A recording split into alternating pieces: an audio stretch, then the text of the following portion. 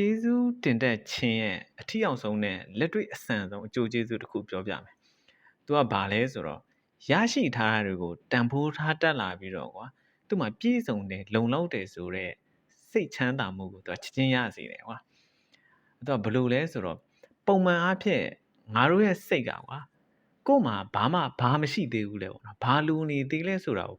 तू အလိုလိုရှာဖွေတတ်တဲ့သဘောရှိတယ်ကွာ။ဒါကစိတ်ကိုပူလောင်စေတယ်ပေါ့နော်။ကျေးဇူးတင်လိုက်တဲ့အချိန်မှာတော့ကိုယ့်ကိုကျေးဇူးတင်တာပေါ့နော်။ကို့မှာကောင်းမွန်တဲ့အရာတွေရှိနေပါလားဆိုတော့အုံနောက်ကအတိမတ်ပြုတ်လိုက်တယ်ဗျာ။အဲ့ဒီအချိန်မှာမရှိတာကိုတွေးပြီးတော့ပူပန်နေတဲ့စိတ်ကိုतू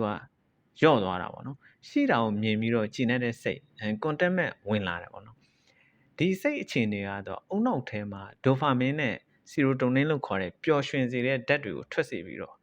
စိတ်ဖိစီးမှုကိုချက်ချင်းလိုလျော့ကျသွားစေတယ်ကွာ။အတူချုံပြောရရင်တော့ကျေးဇူးတင်တဲ့ခြင်းဟာ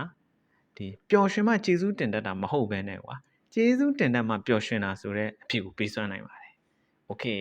thank you